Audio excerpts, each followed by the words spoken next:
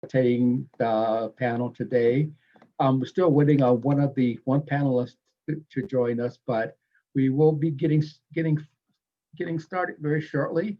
Just want to let everyone know if you could mute yourself so that when the panel is speaking, there will be times after after at the end of the discussion to ask any questions that you might have or anything. So as they say, save them for the end, write them down so we'll have them. But I'm just glad that all of you were able to join us today. I really appreciate the turnout. So as I said, we'll be getting started in a few minutes.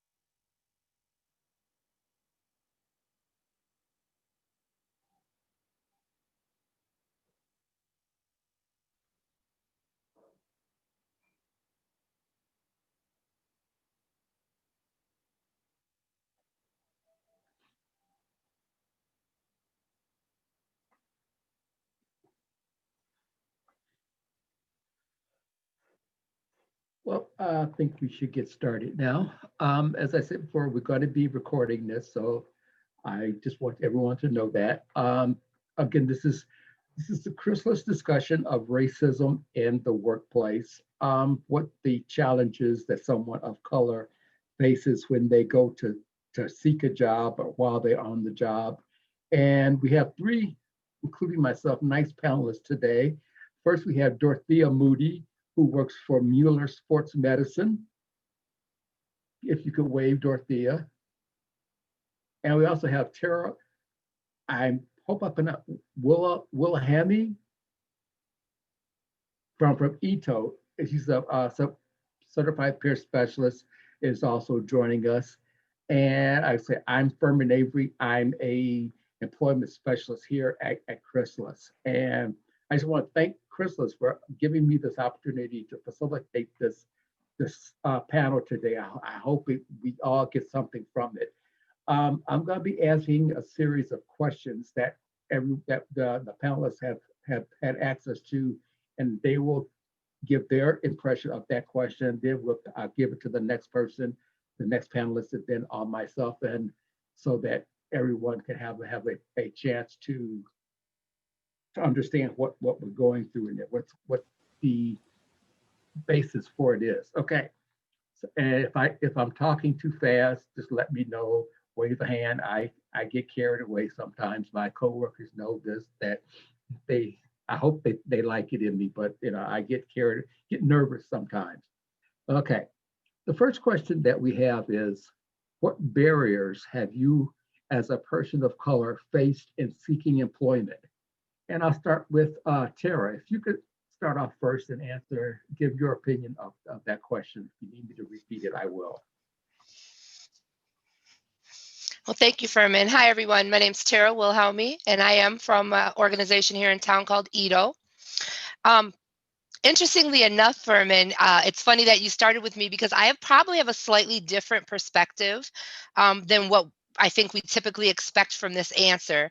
So for me, I can say that I have a Anglo-sounding name. Tara Wilhelmi doesn't give away a lot on an application about what my racial identity is.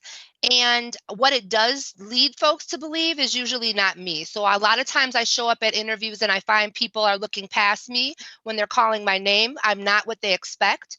But because of that, I tend to not have an issue getting into interviews. I have found myself to be luckily pretty easily employed, and I've been able to say that for most of my working life as a teen and now as an adult.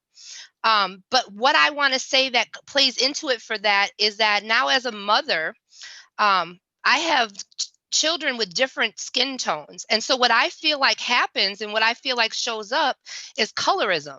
Um, I have an Anglo-sounding name. I'm a female, and light-skinned Black women tend to be who white supremacy tends to accept quicker when we're talking about the constructs of white supremacy and how it shows up in Black communities. So I hit some of those markers, and then by having an Anglo appearing name, I don't think it's the barrier that I've found it for my daughter, whose name I chose to have a little flair, right? And so she has a name that folks see on a piece of paper that automatically gives them some ideas or some prejudice and bias or conclusions, stereotypes, kind of all of that round into one. So I would say that for me, it hasn't been a barrier, but it's also put a spotlight for me on how things work in workforces and how a lot of times, because of the things I referred to, my lighter complexion and my gender and my Anglo-sounding name, I think that it knocks down some of the barriers that I've seen other counterparts in our Black community go through. So I'll leave it at that, and I'm interested to hear what other folks have to say. And if we have time, Okay. maybe I'll chime in after that. Okay. All right. Thank you. Dorothea? Yeah, take yourself off mute. There you go. Okay. There we go. Okay, now how do I, Do you want me to repeat the question for you? hang on a minute. I'll Something repeat the- happened. Something happened to my computer. Why? We can see you and we can hear you.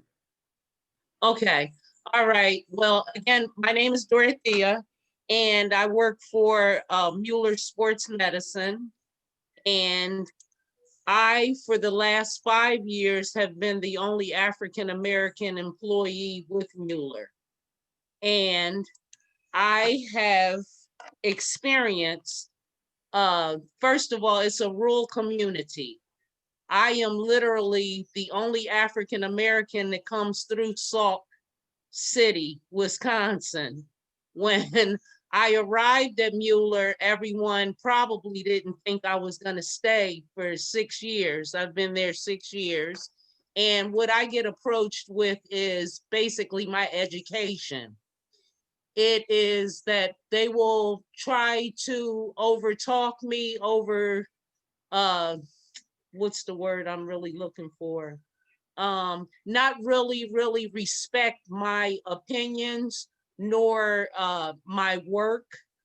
I had to basically fight and go through human resources and everything else just to get identified as an educated Black woman. I could really go on and on and on. Those first 5 years were pretty rough.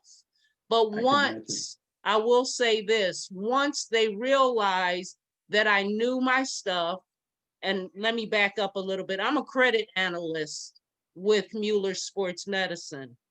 I've been doing credit, finances, collections for the past 30 years. So I came into Mueller after relocating from Atlanta, Georgia, back to Wisconsin, because I actually graduated from Memorial High School in Madison. After I came back, I decided, well, I'm going to go through a temporary service until I find the job that I want to do instead of something I have to do. And I came in as a temp. They didn't even bother to read my resume. So they needed someone to fill in the credit department. I got the job, but it was a total fight for 5 years to prove that I not only could do the job, but monetary. They didn't want to pay me, saying, oh, well, and I'm not using real names, but Susie has a degree. Well, so do I. So it was a literal fight. I had to end up going all the way to the owner of the company. So Wow. I really went through a lot, but almost going on 7 years, I feel that I have gotten respect. They might not like me, but I'm respected. Okay. So, As far as I go, I'm sort of like Tara. I have one of those names that doesn't sound like it should be a person of color. I can thank my dad for that. I'm a junior, so um, prior to this, my primary background was in computers, network admin, and having the name Furman Avery, and you basically, as you said, Terry, you walk in the door, and you're not what they're expecting you to be. But then you also, I had found out that I had to prove myself to be sometimes twice, 3 times as good as some of my white coworkers who could slack off and do things that I couldn't do. That it was just like, oh, if Furman did that, he gets caught, and it's the fact that people put that difference there, I think is a bad omen, because it made me look at that workforce like, I really want to be a part of it. And there were times when I'm glad that I'm no longer in the IT network computers, because it's a dog eat dog world out there, and I'm just glad I'm out of it and everything. Okay.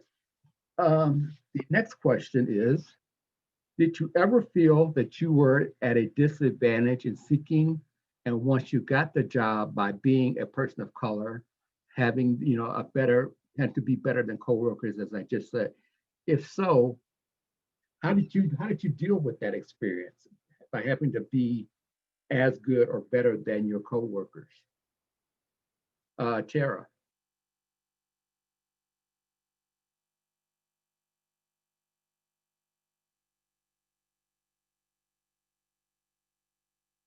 Sorry, I couldn't get to my mute button. Okay.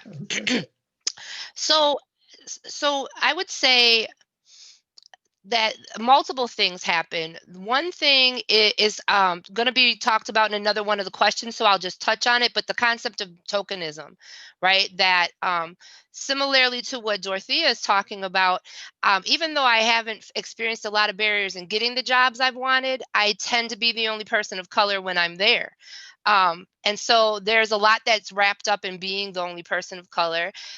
There's awkwardness from people who don't know how to deal with it. There's almost chasing blackness from people who want to make sure you know that they're not the people who have a problem with you being there.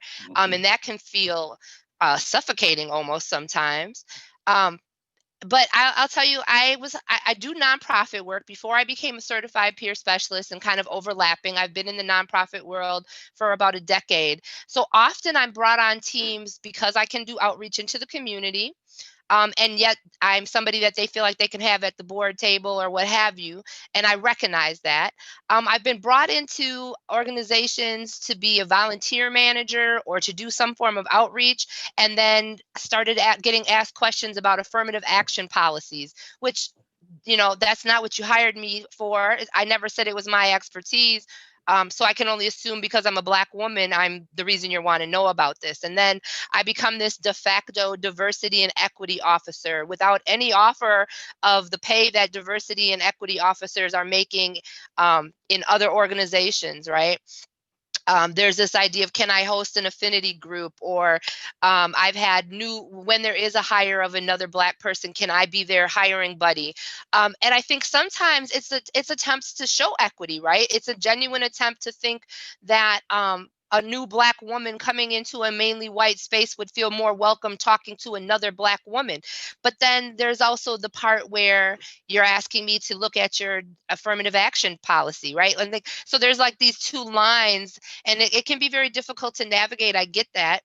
And then another place I would say outside of tokenism goes to just boundaries. So people who are either in my business way too much and are nitpicking about what I'm doing, and then I have to ask my supervisor, what are they doing with their time if they can keep reporting to you what I'm doing with mine? And isn't that really the issue? Because why? Like, if you're calling me often, what I can remember complaining about, first of all, I have the blessing of saying I'm an entrepreneur now. So I have a different set of issues. But one thing I can say that I remember in the last about 5 years of employment is often feeling like, why am I being talked to about things that aren't my work productivity? You're not talking to me about missing a deadline. You're not talking to me about the quality of my work. You're talking to me about my neighbor in my kiosk feeling like I'm not sitting in my desk when they want me to, as though I'm a middle schooler who has to check out to go to the bathroom, and not a professional that you're calling a manager or a director and coming to ask about your affirmative action plan, right?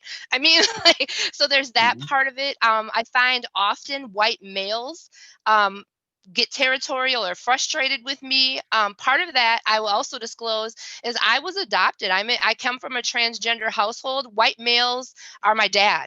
And so, similar to every girl growing up, I've sassed a white man, I've ignored a white man. So sitting at a table with a white man in a business suit, and I'll add to it, my dad was an officer, a police officer. So he came home with a gun on his hip. And if I talk crazy back to him, as a teenager does, I don't have a problem standing up for myself with pretty much anybody, if I'm honest. But I find that as I assert myself in a professional way, that's then when they're kind of getting in my business or man explaining me, or, so there's also gender pieces that I think tie in, but then add to it that I'm also a woman of color. And then there's the other side of that, where there's this microaggressions, and like, if I wear my hair out, everybody wants to touch it or wants to ask me, questions. And it's so there's like, there's a couple different things that happen in workplaces. So I'll pass it. I think I did enough talking on that one. Very good. Thank you. Thank you. I really appreciate that. Dorothea? Okay, we've had some of the same experiences, the hair, because I like to change mine up. That's just my thing. But the disadvantage that I experienced there, where there's so many, I could go on and on and on. But basically, there were two of us, credit analysts. I performed my job. I did it to the best of my ability, and I zoomed through my accounts. It was a split of 2,000 accounts. My coworker, she would eat all day. She would get up. She would do nothing. Come time, my company actually still gives a Christmas bonus. How I got affected by that, I'm doing like double, triple the work, picking up some of her accounts because she didn't do anything. She didn't do anything, but like I said, she ate at her desk. She talked on her phone. She was on her cell phone on Facebook. She did whatever she wanted, but was getting rave reviews. Again, very similar to Tara. Am I pronouncing your name correct? My boss would come to me this was another thing I wasn't used to. This company in the office setting treats us like we're working on an assembly line. You have to swipe a time clock. I've never seen anything like that before in my life. Well, I'm always early. Avery, he knows me. Furman knows me. He knows that I'm always early. I was taught that way. You're prompt, your start time, finish. Well, I wasn't used to a clock, so I swiped it when I got there. Nothing to do with my work performance. My boss was more concerned because I got 10 minutes. Well, if I was there 10 minutes, I logged onto my computer and I started Mueller work, not Dorothea's, but Mueller work. This other woman, accounts always past due. She never did anything. Come time for bonus, we got the exact same amount. I was livid because this woman did no work. You know, so I was just always put in a position where I had to do double, triple to get recognized. It took 5.5 going on 6 years to get recognized, bringing in $1 million accounts, delinquent accounts, collecting thousands and thousands of dollars Mhm. before I was recognized. They didn't know what to do with me because every year when we sat at the table, I learned a long time ago in my career as a Black woman, they take notes on you, you take notes. You take notes on everything that you do on a daily basis so you can present it when it comes time for annual review. Yes. That's how I won. I became management. They didn't know what to do. So to justify the money that I should have been making 5 years ago, they made me a manager. So Yeah. that's how I overcame the disadvantage. Yeah, I share that. As I said, prior to this, I worked at a U.S. bank, and the way they had it set up, each IT person had a department in the bank that they were responsible for. I was responsible for treasury management, commercial banking, and there was a third one. And their computers were always up running on time. There was never a down issues. I built servers and everything for the company. I had my counterparts doing the same thing for their departments and everything. So as a gesture, treasury management that I worked with, they had access to the employee box at Bradley Center for a Bucks game and for Admirals games and the box at Miller Park. So what in payment, I don't should say in payment, but in to show me their appreciation, they would let the whole team of IT people go to the Bucks game, the Admirals game, which is hockey or a baseball game, and we enjoyed it. They get to order whatever any drinks you wanted.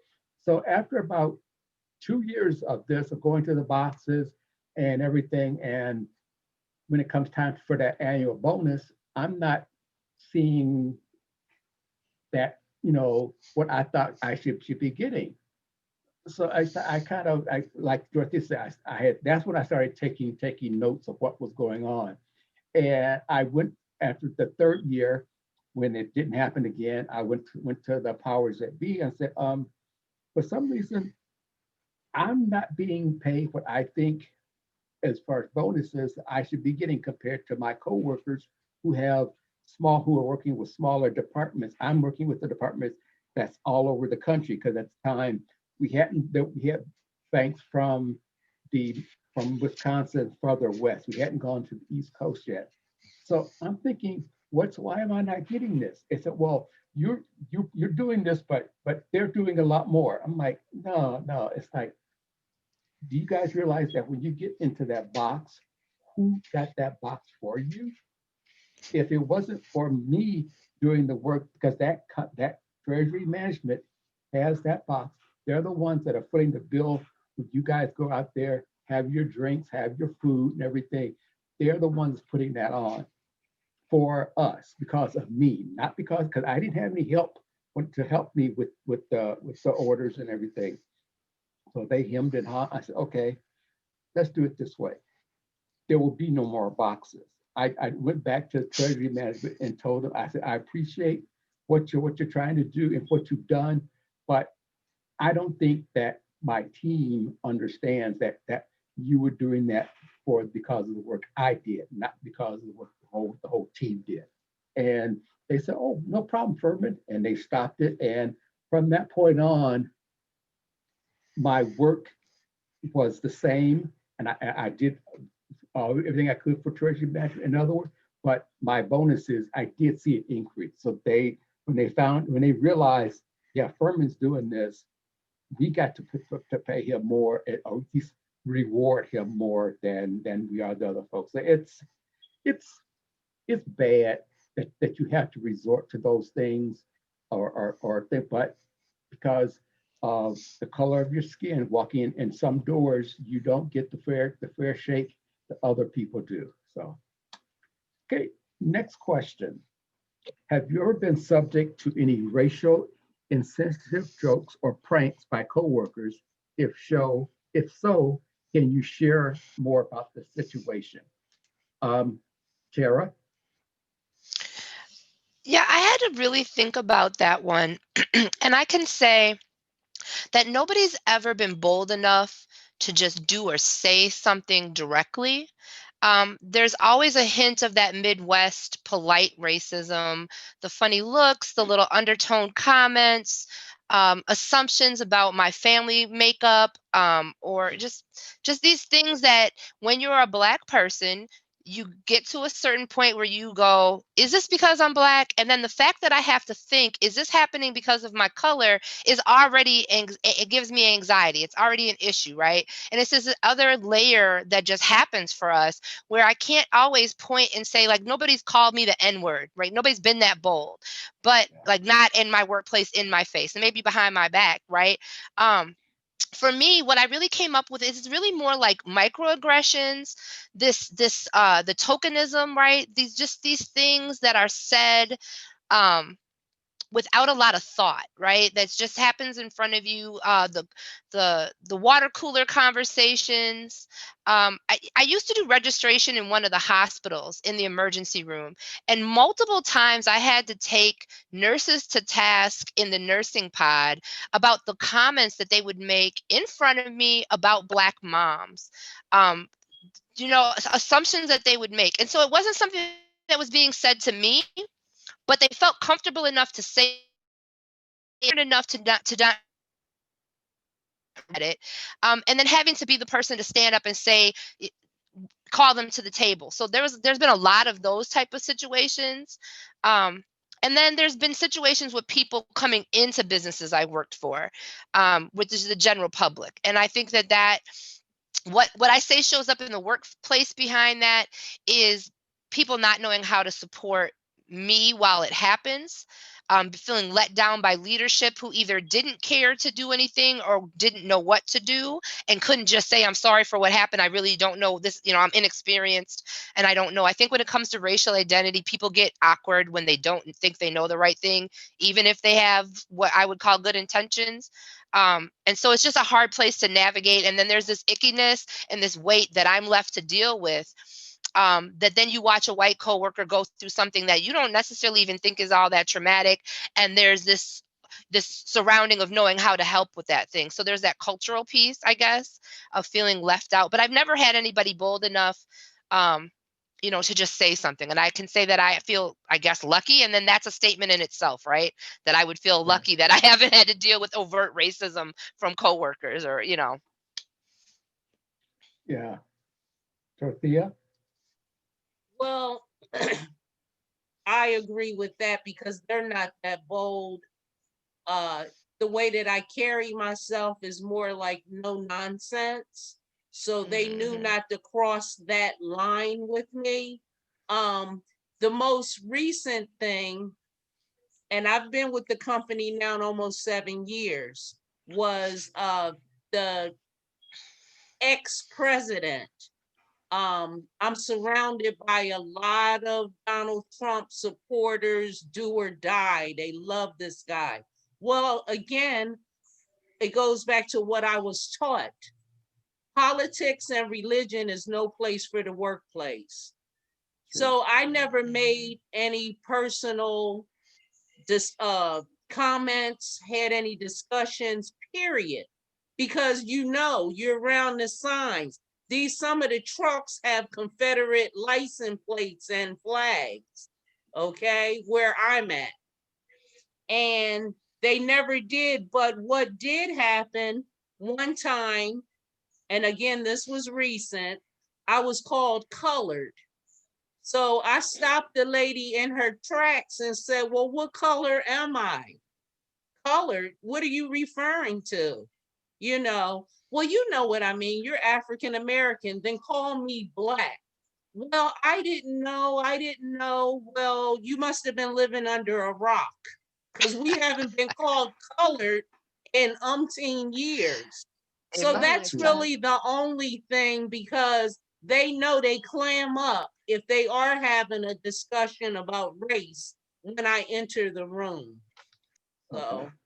I know, when you said about color, it brings back things that my mom and my dad used to say, because they were of that generation, that's what they were called. They were called colored or Negroes. Okay. Anyway, there was one instance when I was working for the bank. I had to go to Wausau, Wisconsin. For those of you who know Wisconsin, Wausau is up fairly far north in Wisconsin. And I'm going in to do an update on all the computers in this branch. I walk in, I had a US Bank shirt on, I had my picture ID, and I walk in and said, I'm here to fix the computers. The receptionist said, why are you here? I just said, I'm here to fix your computers. Well, who sent you? I said, my boss in Milwaukee. What's his name? I had to call him up. So I had to, first I gave her she said, can I see your driver's license? I'm like, okay, you want to go this route? I gave her my driver's license. She called my boss back in Milwaukee asking, did you send someone up here to fix our computer? And could you describe him? And it's like, why would I come into a bank, say that I'm going to fix your computers if I'm not there to do that? Maybe because I understand that when I set foot in the city limits of Wausau, your minority population explodes. But I'm just one person. But still, why should I have to go through this? Because I had coworkers come up there before and say, "Oh, we didn't have any problem. They knew us. They would let us go on in." Yeah, that twice I had to go through that same thing with different people at that same branch about who I was and why I was there. Um, I didn't take anything, as you said, as terrible Dorothea said. No one has been blatant enough to use any derogatory comments towards me that I can hear, because that isn't gonna play. I don't accept that, and I don't even like when those words are used by people of my race. That the N word, I detest that when people of my own race use that. I've heard too many stories from family members about the pain that hearing that word and having that word directed at them has caused. That I just don't think it's a word that should be used in any language. There's no reason for that word to be used, in my opinion. So I kind of I dispute that. I not dispute it. I don't like it. So okay. Number 4, do you feel your coworkers or supervisors look to you as a spokesman for your race? If so, how do you address this situation? Tara?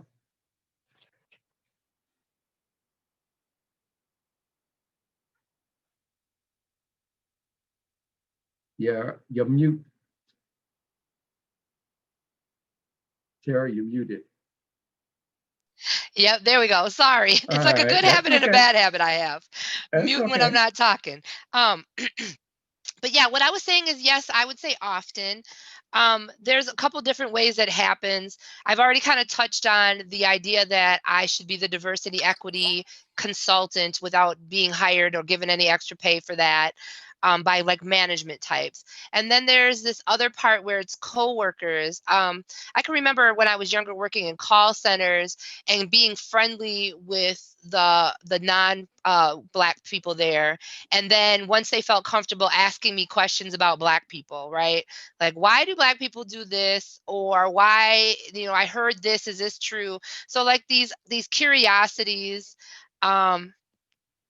And then I also have been in the position with this, like, this idea that I'm somehow different that there's a different type of Black person that they're referring to or thinking of. And I guess because I'm showing up as Tara at work, there's an assumption that those things don't align with me, or, so like that's really where I would say, and often I have to just speak up about it.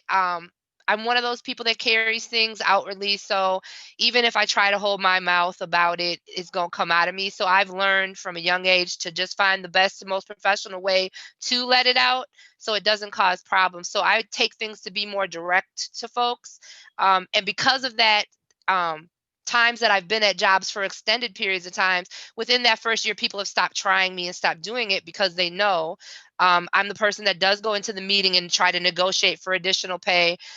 So I was able to squelch some of that stuff throughout my career. Thinking about, I've had 3 or 4 different careers and I've been in each one of those fields, 5 years. So I've had the ability to kind of grow in those spaces. And it's been a while since I've been the new person. I've been lucky enough to spend the last couple of years as an employee working for Black owned or Black led organizations. So I have a little bit of a different swing on that, and have luckily been away from that. But that's how I remember it happening, is there's either this idea that I'm an exception and it's okay to say things to me, or I'm a representative and so you should come ask me every stupid, foolish question you ever wanted to know, or that I'm the token and I have the answer to solve all the diversity problems in the organization. Okay. Yeah, I understand that, Dorothea. I agree with everything she said. Have experienced every single thing you've said, girl. I'm over here laughing because it's Okay. so true. Once my coworkers felt comfortable, and I guess they figured I wasn't gonna pull a gun out on them, then they thought that that was an open invitation to ask me about, first of all, artists. I don't know why women on TV or in the movies prefer to wear a long wig versus their short curly hair. I don't know why. I can only answer about Dorothea. So that's been my response, girl, forever, forever. Ask me something about Dorothea, the Black woman, and I can respond. I don't know anything about what someone else likes or dislikes or how they act, and I leave it at that. And it's happened so much. That's why when you said it, I said, oh, it's not just me. Yes. I guess I'm the lucky one. I've never had that situation where someone looked at me to be the spokesman for the black race, that I can remember. I've got a lot of years in, so maybe it's in some of those back memories that I don't remember. But I just do remember that I've worked in both the corporate world and the nonprofit world. So I do know that I have a preference of working in the nonprofit world, because I think in the nonprofit world there's more acceptance of the difference in people than there is in the corporate world out there. You've got to toe the corporate line. You've got to dress the corporate way. I remember having to wear suits and stuff. And I worked for one time a boss that always wanted us to wear a tie. I'm thinking, okay, I'm bending over in computers all day in dust and everything. I'm not gonna wear a tie. And I didn't wear one day, and I got written up. Oh, you didn't wear a tie today, Furman. You're in, like, what is it? What does that tie have to do with how I perform my job? It didn't, and I kind of went back and forth. But I can say that I've noticed that there is a difference in, as I said, the corporate world and the nonprofit world. I think the nonprofit world is more open. I'm not saying it's completely open, but it's more open than what the corporate world is. You have to meet I don't know if I want to say you have to be a certain standard. There's a certain way you've got to dress, the way you've got to act, the things you've got to do to fit into that corporate world. that you don't have to do in the nonprofit sector. Again, I've worked for 4 nonprofits in my life, and they've all been different, but I've enjoyed that time much better than I did the times when I was working in the corporate world. That um, in the corporate world, on my last thing, I was working as a business technical analyst, and I was getting anxiety and panic attacks every Sunday night, knowing that I've got to go to work that on that Monday, and I didn't like that. I knew that was affecting my health. And granted, you're getting paid more in the corporate world, but you're using that extra pay that you get to help you physically to make to so you can do that work.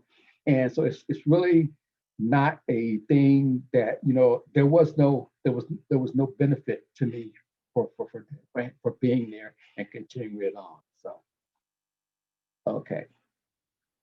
What do you see as the hardest obstacle to overcome in a job search for a person of color? I think I'm stuck with you, Dorothea. So, oh, sure, I'm right when sorry. I'm ready. See, I switch it up on you, and you got to pick. The hardest obstacle for me was because, like Tara, I am very outspoken, and especially if I have a passion about something. And just treat me as you would treat yourself.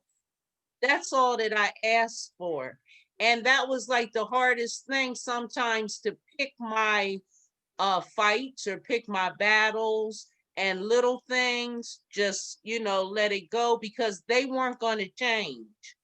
They were not going to change. And when it came to the big fights, like my paycheck, that's a big fight. I didn't go to Mueller to be bosom buddies with anyone. It's a job. When I left there, I went home to my loved ones, my friends, and my family.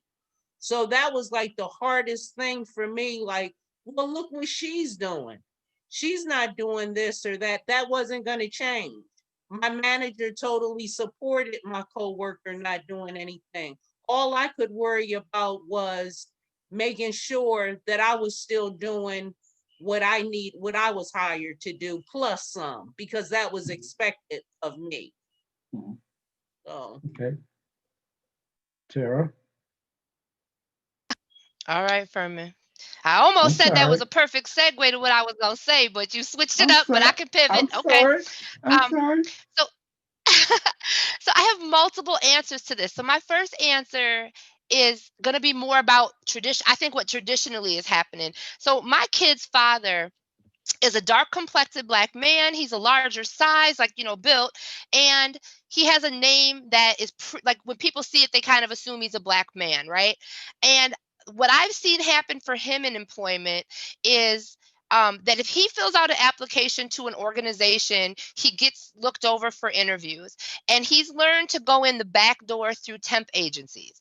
And he'll go through the back door because the temp agencies, they're bringing you on and they're giving you assignments, and it's there's not as much commitment, so it's easier. So we'll find a lot of our black men get employed through, at least what I see, locally. I'm not saying I collect the data, but what I've been able to see is a lot of our black men and young black females also get employed through temp agencies. And then he gets sent to these same organizations that wouldn't even give him an interview, and when he gets there, he's kind of immediately questioned about his ability, even though he's forklift certified, and so he's driven a forklift since he was before his 20s. He knows what he's doing on a forklift, but he often struggles to get.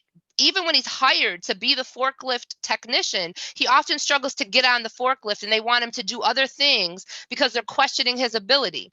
And then he gets on the forklift and they see that he can do it. And now they start treating him very similar to what Dorothea said. Once she showed she could do it, it got a little bit better, right? So now he's being treated more fairly. But it's always amazing to me how he has to go this back door to get into these same organizations with the same resume, the same skill set. So that's one of the things I've seen. And I think across the board, this idea of micromanagement, that we need to be reminded when to get back from our lunches, or somebody knows how long we've been on our lunch, or like it's just this idea that there's always these eyes watching us and that we're always being observed. I definitely feel like we often have to spend more time in the office, do more work, take on more things, be better. We have, and that's in every atmosphere. I think that happens to us academically as well. But for me, the thing really is like how what the perfect segue for me, Furman, was when you talked about Sunday night physically feeling ill going into the job. I had a job that sadly was in nonprofit, but I was the only, again, I was tokenized at this job. I was the only person of color. When they offered to hire me, I even commented on their lack of diversity. And it was one of those things where everybody they served was a person of color, and everybody in leadership and providing the services was white. And so I commented on it. And what I realized after being there was the shortest job I've ever had, and also the highest paying job, which is funny, that even the money didn't keep me there, because what I recognize is that I didn't make it to Sunday night, Furman. Every morning, I would get to a certain location in my drive to work, and my stomach would get tight and I would feel uncomfortable. And after about a week of that, I said, it's this job. The job is giving me a stomach ache. I'm getting Yeah, anxious to just walk yeah. into this place because of all these thousands of microaggressions that are going to happen in the course of 8 hours.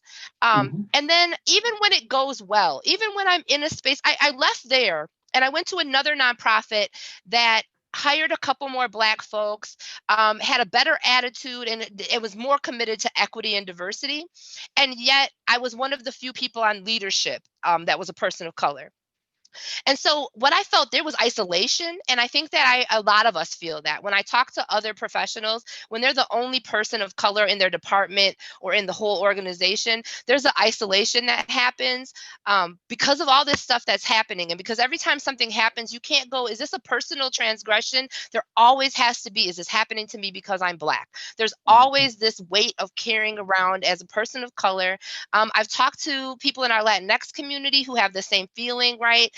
And so I know it's not just Black, but for me, I'm a Black woman, so I'm gonna talk about what I feel as a Black person. And there's all these things that happen that I have to go, is this because I'm Black? Is this because I'm a Black woman?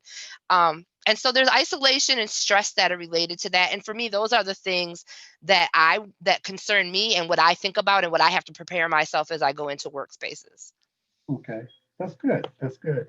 I think with me, I'm of a certain age that I think I can put this, I'm of a certain age that I can remember when we didn't have all this technology of doing emails and putting applications online. You had to actually type up your resume with some nice fancy paper. You had to type it real good or get copies of it, put in put it in an envelope, mail it out to the company, and hopefully they will call you back, or just or even send you a letter say we got your resume, but we're gonna move forward with someone else. I think right now the biggest uh, obstacle is technology in the inner city.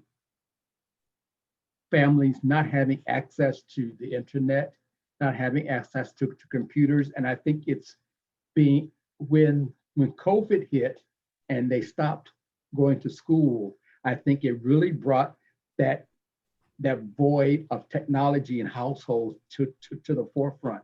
How that minority households didn't have access to the computers or the Wi-Fi that their children needed. I remember a picture of some kids, I think it was in New York, sitting outside a fast food restaurant to get the Wi-Fi signal so that they could do their homework. I think that everything is dependent upon you've got refrigerators that will tell you what you're out of in there. You can be at a store and dial up your oven to tell it to heat to a certain degree. But all this technology is fine if it's in the household. What about those households that don't have it, can't afford it? They're in minority communities. The vast majority of households are have one head of household, the mother. And I hate to say that, but sometimes fathers are not there. But even if fathers are there, the income in those households is not as much as it is in other households of people not of color. There's that divide there. I think that something has to be done to get rid or either close that void up that of technology, because I don't see us going back to snail mail anytime soon to send out resumes and put in applications and all. So, okay. Last question, again, I want to thank you everyone for participating here and being a part of this, and I've really enjoyed it. The last question is, what advice would you give someone experiencing racism in the workplace? Tara. See, I switch up on you. So he just gonna keep us guessing. Yes. Yeah. So first of all, if you trust your gut, right? If you're constantly feeling like something's happening, talk to somebody. If your supervisor isn't somebody or it's happening from your supervisor, find out how to escalate it. So take advantage of your rights, make complaints, and make statements to defend yourself. That's one thing. The second thing is, like, what if it's microaggressions? It's not something that's reportable or easily reportable. Then I say get yourself a network, right? Make sure that you're reaching out and being honest with people, on a small professional affinity group, some kind of support. And I don't just say that because I'm a peer support specialist, right? But like, you need some kind of support system. You need to be able to unload that, to talk to somebody who gets it, like how we're doing here today. We've validated each other because we've had so much of the same situations happen. And if I was in a younger space in my life where I hadn't had these conversations with other Black professionals, then this would have felt excellent. It still felt good to hear it, right? It's also kind of discerning to know that it happens so much that we've all had the same experiences. But getting support, being able to talk it out. And then if it's so bad that, like what you're saying, where you were feeling sick on Sunday, or for me feeling ill, you start looking for other jobs. I'll be honest with you, I'm always looking at jobs. And part of that is because I got to a place when I was in my 20s and 30s where I wanted to be able to pick up and go if I needed to go. And I didn't want my family to suffer and me not to be able to pay bills in that 3 weeks it took for the paychecks to keep up. And I just got in a habit of kind of regularly updating my resume, sending it out, feeling it out, going on interviews. Sometimes even if it's even better if I didn't want the job, because then I wasn't anxious about it. But keeping my options open. And so that if it's that bad, being able to go, you know what, this is a job and a paycheck, and I'm gonna pivot to something better, or at least something different. Um, and then, of course, because I'm an entrepreneur, I'm going to say, if there's a way that you have a skill or a talent or a service that you can provide, I'm a big fan of entrepreneurism. Even if it's not a full switch to entrepreneurism, if you're able to bring in multiple streams of income, it takes some of the pressure off of that job. Um, those are things that I would say as advice. And then just remember, it's not you. It's the world we live in. We live in a world that is plagued by white supremacy, racism, patriarchal capitalism. And when you're feeling those pressures from that, it's because of who you are, and who you were born to be, and not something you did personally, and not to let the world make you carry that on your shoulders. Mhm. I agree. Dorothea? Wow, she said a mouthful. You said did. everything, girl, that I'm over here thinking. And I would just tell all the young people who are online listening, education. Get your education. Education does give you more choices so that you Okay. don't feel like you can't move. You have to have a support group because, again, like Tara said, it's the world we're living in. It's not the individual institutions where we work. It's everywhere. Whether you're going to buy groceries, go to the mall shopping, it's everywhere. Racism is everywhere. And unfortunately, people of color are really, really getting attacked. I mean, we heard stories from our parents, our grandparents about segregation, about how Jim Crow was, And it's almost like history is repeating itself. Young folks got to make the difference. 60, 70, 80 years old, they're not going to really change their ways. They're going to stay in their little communities within their own little circles. They're not going to branch out. We really, really got to keep ministering and preaching to the younger folks to get their education so they know how to do it without violence, without violence. And other than that, you got to have a plan. I tell anybody that's younger, you got to have a plan and always have options. That's the key word. You got to have options because that company could close. What you gonna do then? You can't depend on unemployment. You've got to have a plan. And I just say number one advice is get educated. Get educated. Even some people aren't made for books. I get it. Get a skill. Get a skill where you can go and work that skill. And if this place don't want you, you can go over to that place because those jobs are still out there. Mhm. And basically, Tara said everything else that I was thinking. I agree. She had, both of you guys have said a lot, and I appreciate it. I think the one thing, couple of things that I would say, like I said, get your education. That's the main thing, because education is something that no one can, once you have it, they cannot take it away from you. You will have it for the rest of your life. I remember when I was young, I had an uncle that was very close to me, and he had his own garage and where he worked on cars. And I thought that I wanted to work on cars with my uncle. And I said, yeah, this is what I want to do. He said, no, this isn't what you want to do. You want to do a job where you don't have to get grease and stuff up under your fingernails and get all dirty messing with cars. You want to be a job where you can go in and be clean and dressed and look professional. I'm not professional, he said. In my mind, he was professional, but I understood. It took me a long time to understand what he was saying. It was saying that I would get a lot more respect by being in a professional job than what I would as a mechanic. I agree with that, but I also disagree with that because being a Black person, a person of color, I'm not going to get as much respect as the average white guy going into a job doing the same thing.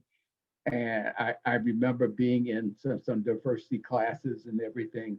And one of the things that I would always bring up to the HR people is when someone comes in for a job, you feel more comfortable with someone that looks a lot like you than you do with someone that doesn't look like you. And I said, that's something you should work on. But you should want to feel comfortable with anyone, and what they look like shouldn't matter to you at all because it's what the content of their heart and the content of their minds are what is more important than the color of their skin.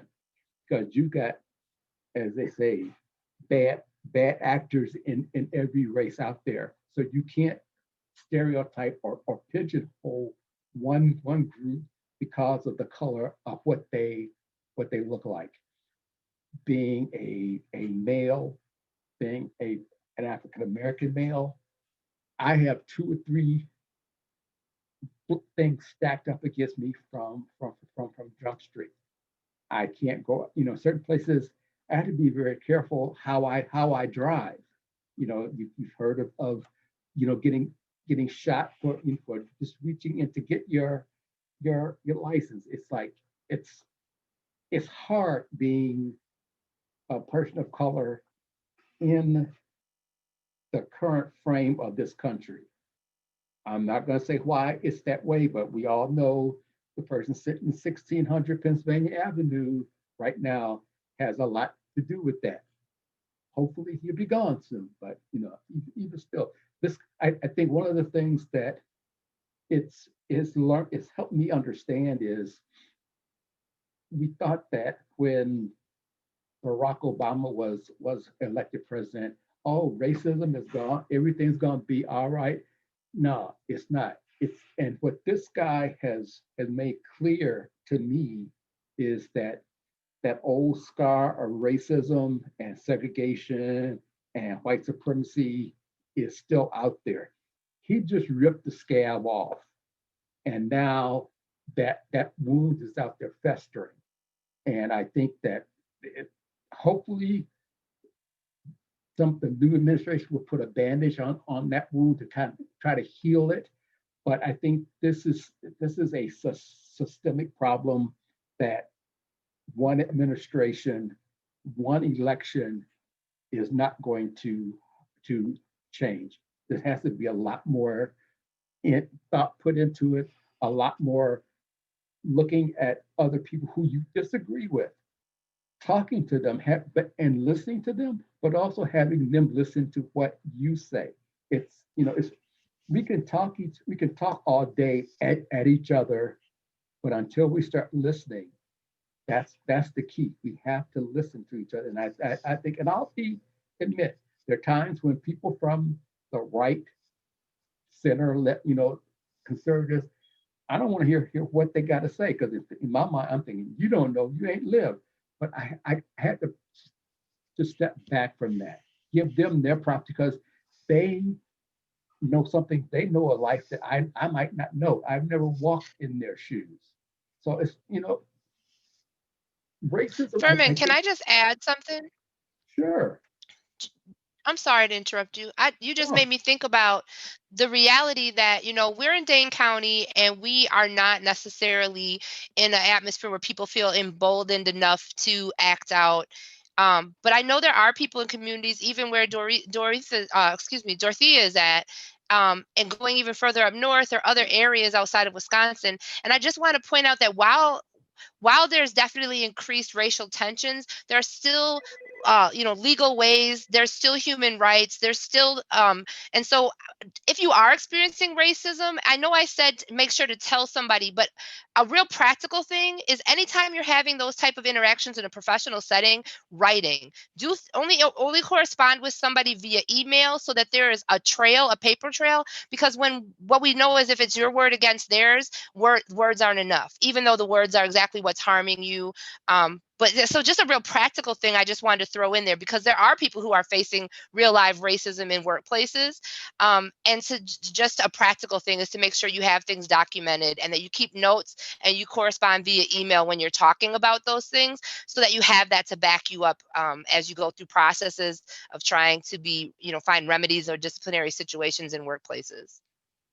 yeah, they say great minds think alike. That was exactly where I was going with this. That when if you have an experience, write it down. Keep notes about your interactions, how you deal with people, how they deal with you. If you have things that with the email, always keep those notes, because that's evidence. And like as Tara said, if it comes your word against theirs, they're gonna probably win, because they might look alike, so they're gonna look at their word to what they don't know what they're talking about. But you got, hey, I got evidence here to back up what you're saying, and say, these people, this was said on this date, at this time, this was said. Here's the email to prove it. And especially if it's in their own words, there's not much you can say to contradict that. That's all the questions I have. But so now, if there's someone in the panel in the group that has a question, feel free to unmute yourself and ask the panel. If you don't, if Dorothea and Tara, you don't mind answering some questions if we have them, do you? Okay. No, Anyone have any questions?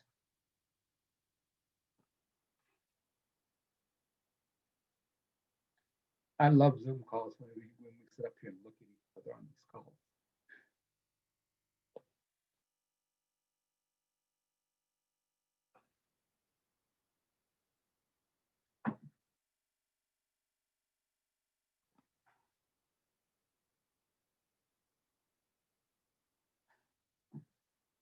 No questions, thoughts, concerns?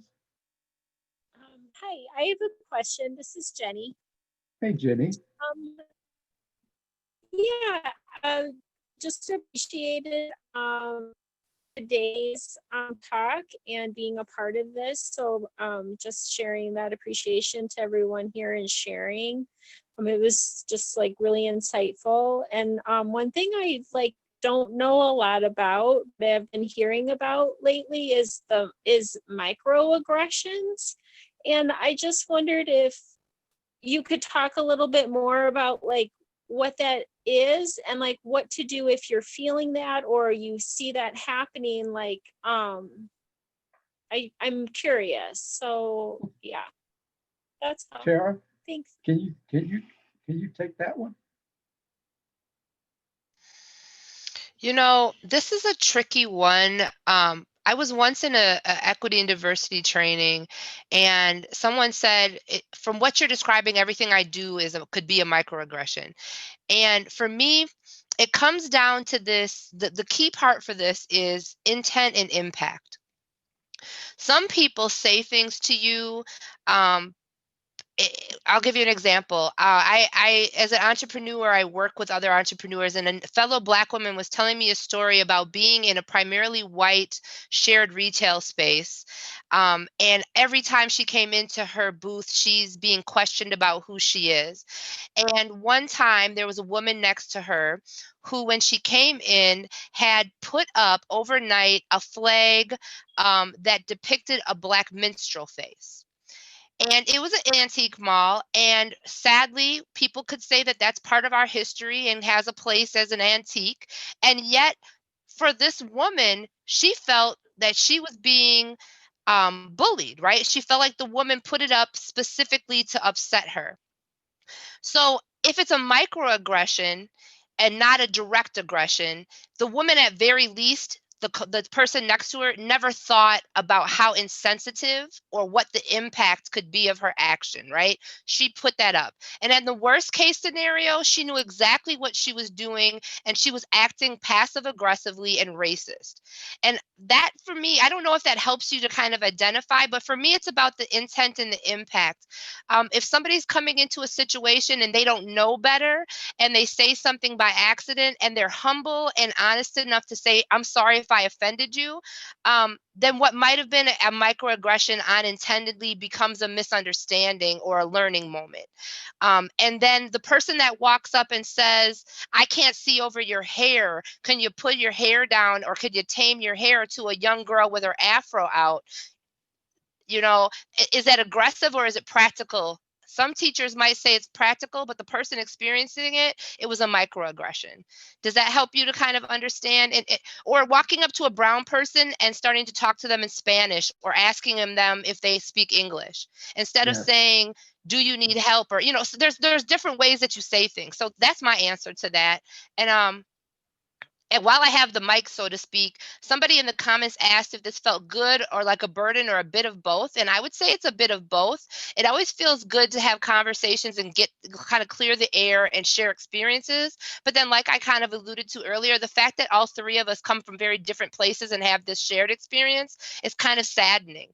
That's the world we live in, that that this is this universal experience of Black people in workplaces. So it's a bit of both.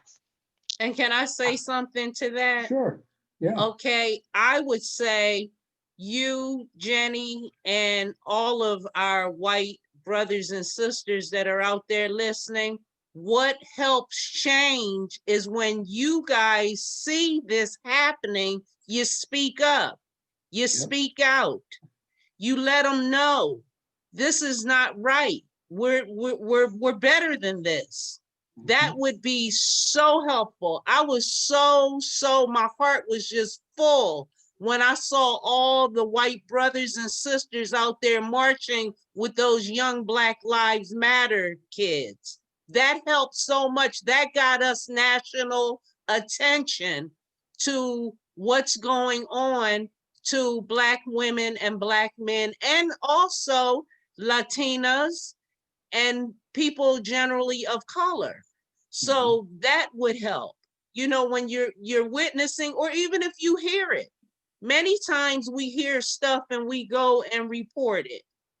That Yeah. that would really help. I'll give you another example of a microaggression.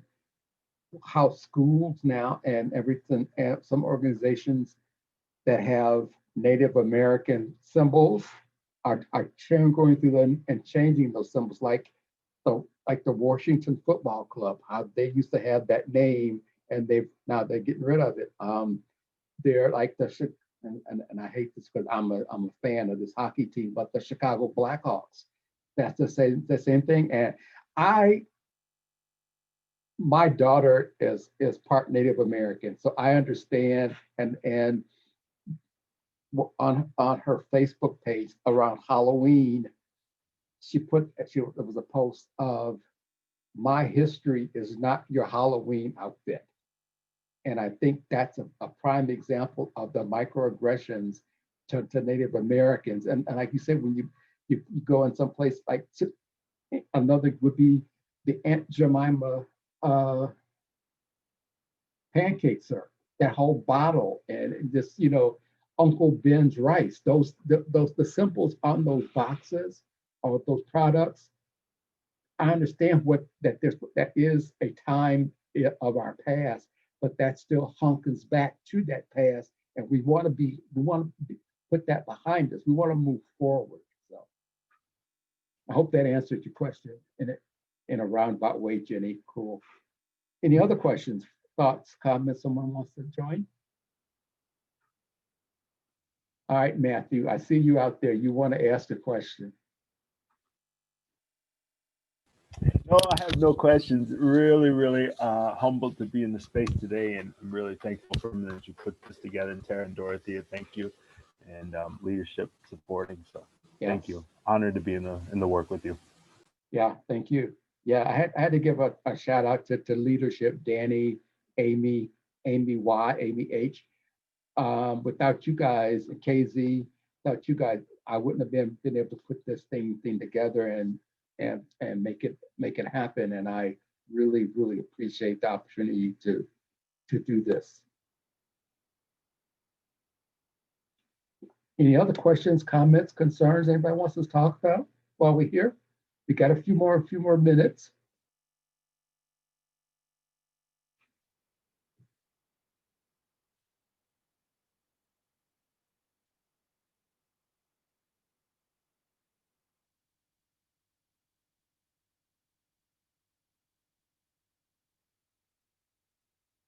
Well, if no one has any more questions, I just want to thank you all for participating and being a part of this.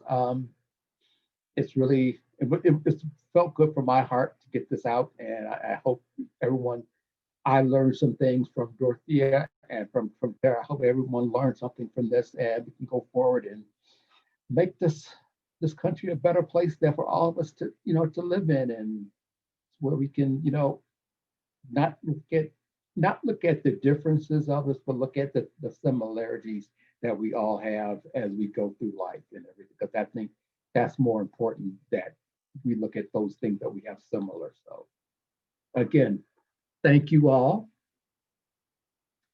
Appreciate it. Bye.